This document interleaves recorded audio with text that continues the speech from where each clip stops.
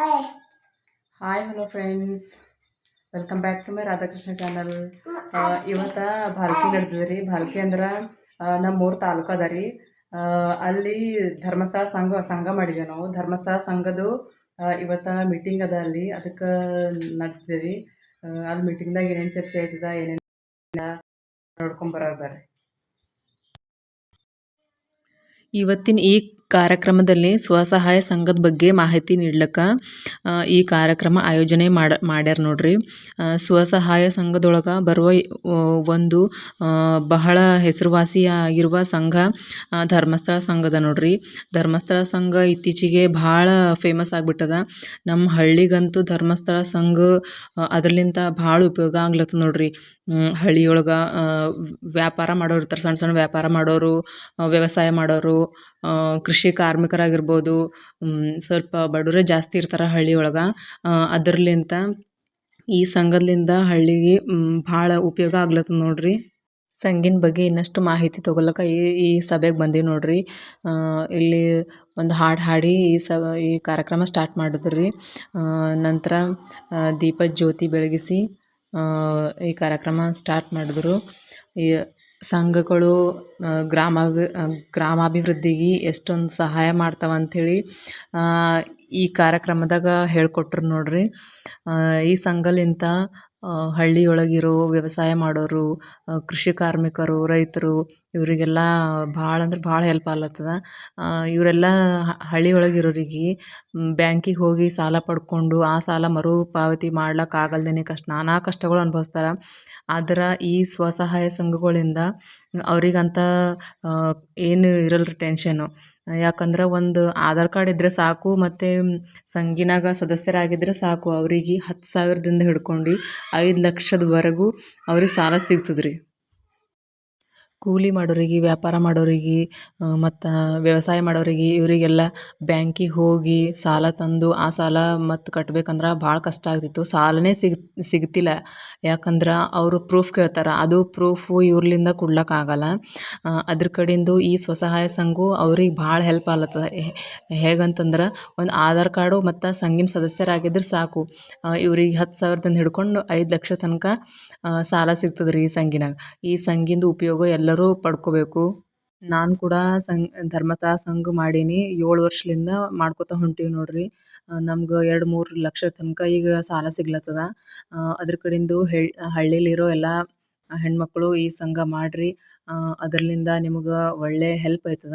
ನೀವೇನಾದರೂ ಕೆಲಸ ಮಾಡ್ಕೋಬೇಕಂತಿದ್ರೆ ಕೆಲಸ ಆಗ್ತದೆ. ಮತ್ತು ನಿಮ್ಮ ಮಕ್ಕಳಿಗೆ ಇದರಿಂದ ಶಿಕ್ಷಣ ಕಲಿಸ್ಬೇಕು ಅಂತಂದ್ರೆ ಅದರಲ್ಲಿ ನಿಮ್ಗೆ ಹೆಲ್ಪ್ ಆಗ್ತದೆ ಮಕ್ಕಳಿಗೆ ಶಿಕ್ಷಣಕ್ಕೆ. ಬಡ್ಡಿನೂ ಕಡಿಮೆ ಇರ್ತದೆ ಇದಕ್ಕೆ, ಅಷ್ಟೇನು ಬಡ್ಡಿ ಇರಲ್ಲ. ಬ್ಯಾಂಕಿಗೆ ಹೋದ್ರೆ ಭಾಳ ಬಡ್ಡಿ ಹಚ್ತಾರೆ, ಆ ಬಡ್ಡಿ ತೀರ್ಸ್ಲಿಕ್ಕೆ ನಿಮ್ಮಿಂದ ಆಗಲ್ಲ. ಆದ್ರೆ ಇದಕ್ಕೆ ಬಡ್ಡಿ ಕಡಿಮೆ ಇರ್ತದೆ, ನಿಮ್ಗೆ ಭಾಳ ಹೆಲ್ಪ್ ಆಯ್ತದ. ನೀವು ಕೆಲಸ ಮಾಡ್ಕೋತಾ ಸಾಲ ತೀರಿಸ್ಬೋದು. ಅದ್ರ ಬಗ್ಗೆನೇ ಇವರೆಲ್ಲ ಮಾಹಿತಿ ಹೇಳ್ತಿದ್ದಾರೆ. ನಿಮ್ದೊಂದು ಆಧಾರ್ ಕಾರ್ಡು ಮತ್ತು ಸಂಘಿನ ಸದಸ್ಯರಾಗಿದ್ದರೆ ಸಾಕು, ನಿಮ್ಮ ಅಕೌಂಟ್ಗೆ 3 ದಿವಸದಲ್ಲಿ ದುಡ್ಡು ಬರ್ತದೆ ನೋಡ್ರಿ. ಮತ್ತೊಂದು ಇದ್ರಾಗ ಪ್ಲಸ್ ಪಾಯಿಂಟ್ ಅದ ನೋಡ್ರಿ. ಏನಪ್ಪ ಅಂತಂದ್ರೆ ನಾವೇನು ಬಡ್ಡಿ ಕಟ್ತೀವಲ್ಲ ಸಾಲ ತೊಗೊಂಡಾಗ, ಆ ಬಡ್ಡಿನೇ ನಮ್ಗೆ ಲಾಭಾಂಶ ಆಗಿ ಮತ್ತೆ ನಮಗೆ ವಾಪಸ್ ಬರ್ತದೆ ರೀ. ಅವ್ರೇನು ಇಟ್ಕೊಂಬಲ್ಲ. ಇದೊಂದು ಪ್ಲಸ್ ಪಾಯಿಂಟ್ ಅದ ನೋಡ್ರಿ. ಹಳ್ಳಿಲಿರೋರಂತೂ ಮನೆಗೆ ಈ ಸಂಘ ಮಾಡಿದ್ದಾರೆ. ಇನ್ನು ಯಾರು ಈ ಸಂಘ ಮಾಡಿಲ್ಲ ಅವರು ದಯವಿಟ್ಟು ಮಾಡಿರಿ ಸಂಘ. ಇದ್ರಲಿಂತ ನಮಗೆ ಭಾಳ ಉಪಯೋಗ ಅದ ರೀ. ನಮಗೇನು ನಷ್ಟ ಇಲ್ಲ. ನಮಗೆ ಸಾಲ ಕಡಿಮೆ ಬಡ್ಡಿಲಿ ಸಾಲ ಸಿಗುತ್ತೆ. ಮತ್ತು 10,000ದಿಂದ 5,00,000ದವರೆಗೂ ನಮಗೆ ಸಾಲ ಸಿಗ್ತದೆ ನೋಡ್ರಿ ಇದ್ರೊಳಗೆ. ಹೊರಗೆ ಬಡ್ಡಿ ಸಿಗೋದಕ್ಕಿಂತ ಇದ್ರಾಗ ನಮಗೆ ಬಡ್ಡಿ ಕಮ್ಮಿ ಸಿಗ್ತದೆ. ಅದು ಒಂದು ನಮ್ಗೆ ಚಲೋ ಅದ. ಮತ್ತು ಈ ಸಂಘ, ಈ ಸ್ವಸಹಾಯ ಸಂಘಗಳು ಗ್ರಾಮಾಭಿವೃದ್ಧಿಯಲ್ಲಿ ಬಹಳ ಕೆಲಸ ಮಾಡ್ಲತ್ತವ. ಸುಜ್ಞಾನ ನಿಧಿ, ಶಿಷ್ಯ ವೇತನ ಅಂತ ಅಂದ್ರೆ ನಾನು ಯಾಕೆ ಹೇಳ್ತಾ ಇದ್ದೀನಿ ಅಂದ್ರೆ, ಏನು ಮಾಡ್ತಿದೆ ಸಂಸ್ಥೆ ಮಾಡ್ತಿರುವ ಕೆಲಸಗಳಿಗೆ ನಾವು ಸಹಕಾರ ನೀಡಬೇಕಲ್ಲ ಅಂತ ವಿಚಾರ. ಇಲ್ಲಿ ಕೆಲಸ ಮಾಡುವಂತ ಯಾರೇ ಇರಲಿ, ತಾಲೂಕು ಜಿಲ್ಲಾ ಮೊನ್ನೆ ಜಿಲ್ಲಾ ನಿರ್ದೇಶಕರು ಪ್ರವೀಣ್ ಸರ್ ಅವರು ನಮಗೆ ಜನಜಾಗೃತಿ ವೇದಿಕೆ ಅನ್ನೋಂಥದ್ದನ್ನ ಸೃಷ್ಟಿಸಿ ಪರಮ ಪೂಜೆ ಖವಂದರ ಒಂದು ಅಡಿಯಲ್ಲಿ ಅವರು ಕೊಟ್ಟಂತ ಮಾರ್ಗದರ್ಶನ ನಮಗೆ ಒಂದು ಜನಜಾಗೃತಿಯಲ್ಲಿ ನಮ್ಮ ಶಿವಣ್ಣವರಿಗೆ ಜಿಲ್ಲಾ ಉಪಾಧ್ಯಕ್ಷರನ್ನಾಗಿ, ನಮಗೆ ಮಾಧ್ಯಮ ಸಲಹೆಗಾರನಾಗಿ ಆ ಒಂದು ಆಶೆ ಇಟ್ಕೊಂಡು ಇವತ್ತು ಕೆಲಸ ಮಾಡ್ತಾರೆ ಪರಮ ಪೂಜ್ಯರು ವೀರೇಂದ್ರ ಹೆಗಡೆ ಅವರು ಹಾಗೂ ಮಾತಾ ಅವರು. ಇವತ್ತು ನಾವೆಲ್ಲ ಪೂಜೆ ಮಾಡುವಂತ ಕಾರ್ಯಕ್ಕೆ ಯಾವಾಗಲೂ ಸದೈವ ಚಿರುಣಿ ಆಗಿರ್ಬೇಕಂತ ಹೇಳ್ತಾ ಸಂಸ್ಥೆ ಇವತ್ತು ಗ್ರಾಮೀಣ ಭಾಗದಲ್ಲಿ ಸ್ವಸಹಾಯ ಸಂಘಗಳಿಗೆ ಸದಸ್ಯರ ಜೀವನದಲ್ಲಿ ಸಬಲೀಕರಣ, ಅದು ವಿಶೇಷವಾಗಿ ಆರ್ಥಿಕತೆ, ಸಾಮಾಜಿಕ ರಂಗ, ಶೈಕ್ಷಣಿಕ ರಂಗ, ಕೃಷಿ ಮತ್ತು ಉದ್ಯೋಗ ವಿಶೇಷವಾಗಿ ಹೇಳ್ತೇನೆ. ಅವರು ಗೌರ್ಮೆಂಟ್ ಆಗಿರ್ಬೇಕು, ಇಲ್ಲ ಅಂತಂದ್ರೆ ಅವ್ರೇನೋ ಬಿಸ್ನೆಸ್ ಮಾಡ್ತಿರ್ಬೇಕು, ಅವಾಗ ಮಾತ್ರ ಬ್ಯಾಂಕಿಂಗ್ ಬಂದಾಗ ನಾವು ಅವ್ರಿಗೆ ಸಾಲವನ್ನು ಕೊಡ್ತೀವಿ. ಇವಾಗ ಇನ್ನೂ ಸುಮಾರು ಜನ ಇರ್ತಾರೆ, ಅವ್ರಿಗೆಲ್ಲ ಹೇಗೆ ಸಾಲ ಸಿಗಬೇಕು, ಈ ಒಂದು ವಿಚಾರವನ್ನು ಸುಮಾರು ಜನ ಯೋಚನೆ ಮಾಡಿ ಅವಾಗ ಈ ತರ ಸಂಸ್ಥೆಗಳು ಬಂದಿರ್ತಾರೆ. ಇವ್ರು ಹೇಗಾಗ್ತಾರೆ ಅಂದ್ರೆ, ನಮ್ಮ ಬ್ಯಾಂಕ್ ಇದೆಯಲ್ಲ, ನಮ್ಮ ಬ್ಯಾಂಕಿನ ಮಿನಿ ಬ್ಯಾಂಕ್ ತರ ಒಂದು ನೆಕ್ಸ್ಟ್ ಒಂದೆರಡು ವಾಕ್ಯಗಳಲ್ಲಿ ತಮ್ಮ ಮಾತನ್ನ ಫೈನಲ್ ಮಾಡಿದ್ರು. ಅಂದ್ರೆ ಬ್ಯಾಂಕ್ ಆಫ್ ಬರೋಡ ಧರ್ಮಸ್ಥಳ ಶಾಖೆಯೊಟ್ಟಿಗೆ ನಾವು ಕೆಲಸ ಮಾಡ್ತಿದ್ದೀವಿ. ನಮ್ಮ ಒಬ್ಬ ಪ್ರತಿನಿಧಿಯಾಗಿ ಅಮರ್ ಸರ್ ಇವತ್ತು ನಮ್ಮ ಜೊತೆ ಇದ್ದಾರೆ. ನಾವು ನಿಮ್ಮ ಏನು ಅಕೌಂಟ್ಸ್ ಇದೆಯಾ ಅದೆಲ್ಲೋ ಬ್ಯಾಂಕ್ ಆಫ್ ಬರೋಡ ಧರ್ಮಸ್ಥಳ ಶಾಖೆಯಲ್ಲೇ, ಆದರೆ ನೀವು ಕಟ್ಟಿದ ಅಮೌಂಟನ್ನು ನಾವು ಬ್ಯಾಂಕ್ ಆಫ್ ಬರೋಡ ಭಾರತೀಯ ಶಾಖೆಯಲ್ಲಿ ಏನು ಡೆಪಾಸಿಟ್ ಮಾಡುವಂಥ ಕೆಲಸವನ್ನು ಮಾಡ್ಕೊಂಡು ಬರ್ತಾ ಇದ್ದೀವಿ. ಇದೇ ರೀತಿಯಲ್ಲಿ ನಮ್ಮ ಸಂತೋಷ್ ಪಾಟೀಲ್ ಸರ್ ಮತ್ತೆ ನಮ್ಮ ಶಿವಣ್ಣ ಅವರು ಜನಜಾಗೃತಿ ವೇದಿಕೆಯ ಗೌರವಾನ್ವಿತ ಸದಸ್ಯರುಗಳು, ಇವರುಗಳು ನಮ್ಮ ಗ್ರಾಮಾಭಿವೃದ್ಧಿ ಯೋಜನೆಯ ಕಾರ್ಯಕ್ರಮಗಳಲ್ಲಿ ಬಹಳಷ್ಟು ವಿಭಿನ್ನ ರೀತಿಯಲ್ಲಿ ಕರ್ತವ್ಯ ನಿರ್ವಹಿಸಿ ನಮಗೆ ಸಹಕಾರ ಕೊಡುವಂಥ ಕೆಲಸವನ್ನ ಮಾಡಿಕೊಳ್ತಾ ಬರ್ತಾ ಇದ್ದಾರೆ.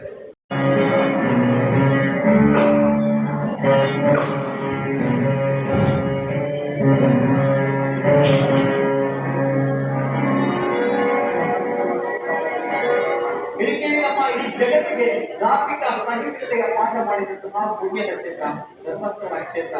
ಶ್ರೀ ಕ್ಷೇತ್ರ ಧರ್ಮಸ್ಥಳದ ಬಗ್ಗೆ ತಮಗೆಲ್ಲರಿಗೂ ಕೂಡ ಪ್ರತಿಯೊಬ್ಬರು ಕೂಡ ಗೊತ್ತಿರುವಂತಹ ವಿಚಾರ. ಶ್ರೀ ಕ್ಷೇತ್ರ ಧರ್ಮಸ್ಥಳ ಅನ್ನುವಂಥದ್ದು ಧಾರ್ಮಿಕವಾಗಿರುವಂತಹ ಕೇಂದ್ರವಾಗಿದೆ. ಸಾಮಾಜಿಕವಾಗಿ, ಧಾರ್ಮಿಕವಾಗಿ, ಸಾಂಸ್ಕೃತಿಕವಾಗಿ, ಶೈಕ್ಷಣಿಕವಾಗಿ ನಮ್ಮ ಸಮಾಜಕ್ಕೆ ಬಹಳಷ್ಟು ವಿಭಾಗಗಳಲ್ಲಿ ಕೊಡುಗೆಯನ್ನು ಕೊಟ್ಟಿರುವಂತಹ ಒಂದು ಪುಣ್ಯದ ಮಣ್ಣು, ಪುಣ್ಯದ ಕ್ಷೇತ್ರ. ಈ ಪುಣ್ಯದ ಮಣ್ಣಿನಲ್ಲಿ ದೊಡ್ಡ ಮಟ್ಟದಲ್ಲಿ ಕಾರ್ಯನಿರ್ವಹಿಸ್ತಾ ಇರುವಂತಹ ಒಂದು ಅತ್ಯದ್ಭುತವಾಗಿರುವಂತಹ ಸಂಸ್ಥೆ 1982ರಲ್ಲಿ ಪ್ರಾರಂಭವಾಗಿರುವಂತಹ ಈ ಒಂದು ಸಂಸ್ಥೆ ಇದೆ. ಇದೀಗ ನಮ್ಮ ದೇಶದಾದ್ಯಂತ ಒಂದು ದೊಡ್ಡ ಮಟ್ಟದಲ್ಲಿ ಸಾಧನೆಯನ್ನ ಮಾಡ್ತಾ ಇದೆ. ಯಾವ ರೀತಿ ಸಾಧನೆ ಅಂತ ಬಂದಾಗ, ಮಧ್ಯಮ ವರ್ಗದವರು, ಬಡ ವರ್ಗದವರು ತಮ್ಮ ಕಾಲ ಮೇಲೆ ತಾವುಗಳು ನಿಂತ್ಕೊಳ್ಬೇಕು, ಏನಾದರೂ ಒಂದು ಸಾಧನೆಯನ್ನ ಮಾಡಬೇಕು ಅನ್ನುವಂತಹ ನಿಟ್ಟಿನಲ್ಲಿ ಬಹಳಷ್ಟು ದೊಡ್ಡ ಮಟ್ಟದಲ್ಲಿ ಸಾಧನೆಯನ್ನ ಮಾಡುವಲ್ಲಿ ಪೂರಕವಾಗಿರುವಂತಹ ಸಂಸ್ಥೆ. ಗಾಂಧೀಜಿಯವರ ಗ್ರಾಮ ರಾಜ್ಯದ ಒಂದು ಪರಿಕಲ್ಪನೆ ಏನಿದೆ ಅದನ್ನ ಸಾಕಾರಗೊಳಿಸುವಲ್ಲಿ ಪ್ರಮುಖವಾಗಿರುವಂತಹ ಪಾತ್ರವನ್ನು ವಹಿಸ್ತಾ ಇರುವಂತಹ ಸಂಸ್ಥೆ. ಜೊತೆಗೆ ಗ್ರಾಮೀಣ ಅಭಿವೃದ್ಧಿಯಲ್ಲಿ ಹೊಸ ಭಾಷ್ಯವನ್ನ ಬರೆದಿರುವಂತಹ ಸಂಸ್ಥೆ. ಸಾಮಾಜಿಕವಾಗಿ, ಆರ್ಥಿಕವಾಗಿ, ಸಮುದಾಯ ಸಬಲೀಕರಣಕ್ಕಾಗಿ ಅತಿ ದೊಡ್ಡ ಮಟ್ಟದಲ್ಲಿ, ಗ್ರಾಮ ಮಟ್ಟದಲ್ಲಿ, ಹಳ್ಳಿಯ ಮಟ್ಟದಲ್ಲಿ ದೊಡ್ಡ ವಿಶೇಷ ಕಾರ್ಯಕ್ರಮ ಧರ್ಮಸ್ಥಳ ಗ್ರಾಮಾಭಿವೃದ್ಧಿ ಯೋಜನೆಯ ಯಶೋಗಾಥೆ.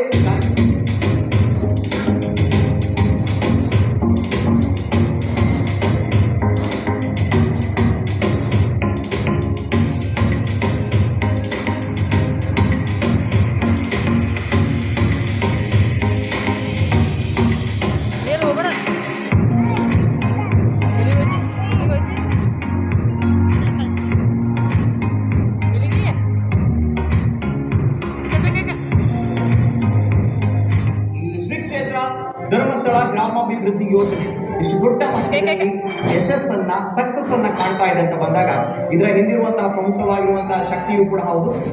ಈ ಗ್ರಾಮಾಭಿವೃದ್ಧಿ ಯೋಜನೆಯ ಚೀಫ್ ಆಪರೇಟಿಂಗ್ ಆಫೀಸರ್ ಶ್ರೀಯುತ ಅನಿಲ್ ಕುಮಾರ್ ಅವರು ನಮ್ಮ ಜೊತೆ ಇದ್ದಾರೆ. ಆತ್ಮೀಯವಾಗಿರುವಂತಹ ಸ್ವಾಗತವನ್ನ ಮಾಡ್ತಾ ಇದ್ದಾರೆ. ಆತ್ಮೀಯವಾಗಿರುವಂತಹ ಸ್ವಾಗತ ಸರ್. ನಮಸ್ತೆ.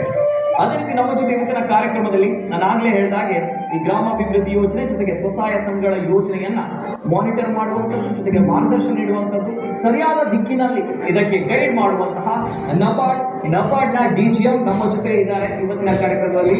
ಶ್ರೀಮತಿ ಶೀಲಾ ಭಂಡಾರ್ಕರ್ ಮೇಡಮ್, ಆತ್ಮೀಯವಾದಂತಹ ಸ್ವಾಗತ ಮೇಡಮ್. ನಮಸ್ತೆ.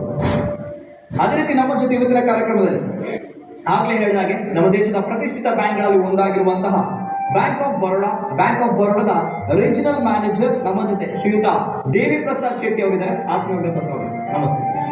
ಅದೇ ರೀತಿ ನಮ್ಮ ಜೊತೆ ನಮ್ಮ ದೇಶದ ಪ್ರತಿಷ್ಠಿತ ಬ್ಯಾಂಕ್ ಜೊತೆಗೆ ರಿಸರ್ವ್ ಬ್ಯಾಂಕ್ ಆಫ್ ಇಂಡಿಯಾ, ಇದರ ದೃಷ್ಟಿಯಲ್ಲೂ ಕೂಡ ಪ್ರತಿಷ್ಠಿತವಾಗಿರುವಂತಹ bank SBI, State Bank of ಇಂಡಿಯಾದ ಚೀಫ್ ಮ್ಯಾನೇಜರ್ ಅವರು ನಮ್ಮ ಜೊತೆ ಶ್ರೀಮತಿ ಭವಾನಿ.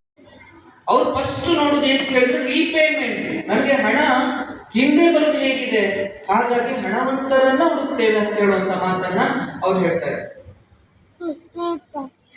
ಆದ್ರೆ ಈ ಸ್ವಸಹಾಯ ಸಂಘ